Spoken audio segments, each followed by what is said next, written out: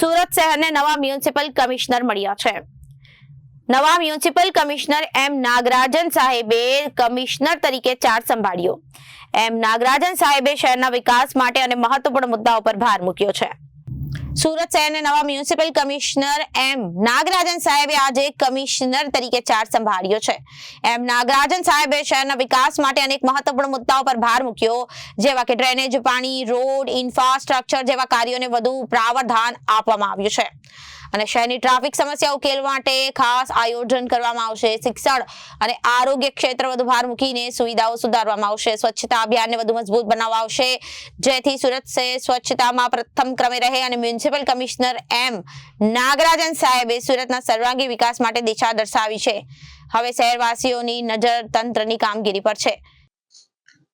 સુરત મહાનગરપાલિકા જ્યારે વિશ્વમાં મોસ્ટ લિવેબલ સિટી તરીકેનું એક ઓળખ મેળવી રહી છે, ત્યારે રાજ્ય સરકારનું ધ્યેય છે કે અર્બન ડેવલપમેન્ટ યરની અંતર્ગત આપણા શહેરો લોકોની આજીવિકા સાથે જોડીને ક્વોલિટી ઓફ લાઈફ પ્રદાન કરવા માટેનું જે પ્રયત્ન છે, એમાં માનનીય મુખ્યમંત્રી શ્રી, નાયબ મુખ્યમંત્રી શ્રી એમના જે અલગ અલગ આયોજનો છે એને પૂરેપૂરું સાચા અર્થમાં જમીનમાં ઉતારવાનો પ્રયત્ન કરવામાં આવશે.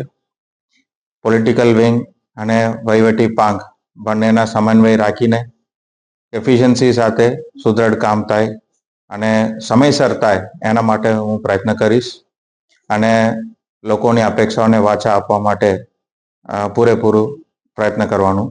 કયા કામોને પ્રાથમિકતા આપવામાં આવશે? લોકોની મૂળભૂત સુવિધા છે પાણી, ગટર લાઈન, ડ્રેનેજ અને જે સોસાયટીના અંતર્ગત પણ જે વ્યવસ્થાઓ ઊભું કરવાનું છે અને સામાન્ય જનમાનસને જે વ્યવસ્થા કરવાની છે એને પ્રાથમિકતા આપવામાં આવશે. ઇન્ફ્રાસ્ટ્રક્ચર પ્રોજેક્ટમાં લાંબા ગાળાનું આયોજન સાથે જે પ્રાયોરિટી આપવાનું છે. સુરત ઇકોનોમિક રિજિયન માટેનું પણ ખાસ ભાર રાજ્ય સરકાર તરફથી મૂકવામાં આવી રહ્યું છે અને યુવાનો માટે સ્પોર્ટ્સ અને ઇન્ફ્રાસ્ટ્રક્ચર ફેસિલિટીઝ એની પણ આપણે જોવાનું છે અને ડ્રેનેજ અને વોટરનું તો મૂળભૂત સુવિધા રહે છે.